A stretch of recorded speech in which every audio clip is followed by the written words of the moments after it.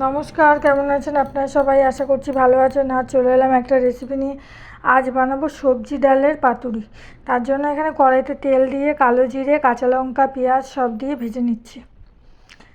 আর ওখানে সবজি কেটে নিয়েছি। দিয়ে দিচ্ছি প্রথমে ফুলকপি।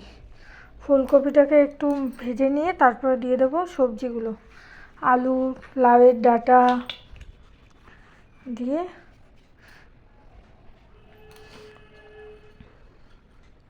এখানে সবজিগুলো নিয়ে নিয়েছি, সবজিগুলো দিয়ে দিচ্ছি।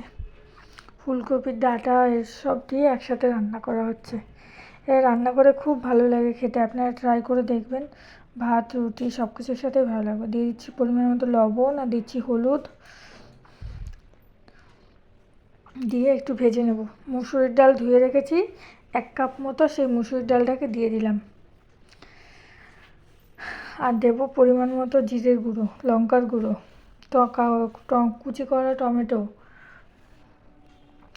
দিয়ে এটাকে কষিয়ে নেব।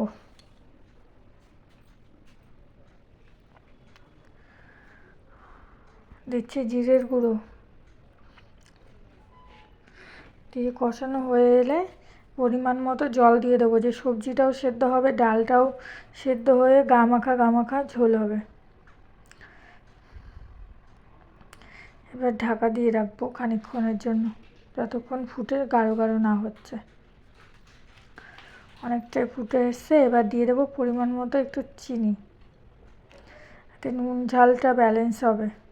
আলু ফুলকপিও সেদ্ধ হয়ে এসছে।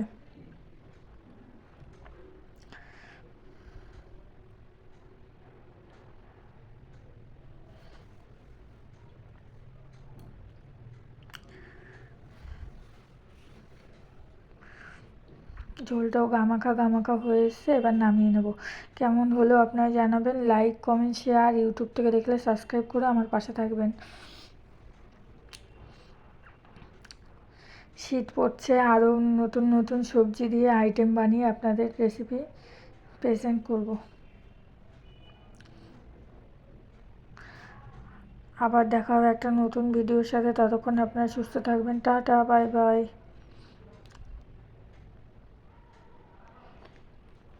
এই হয়েছে ডালের কোয়ালিটি।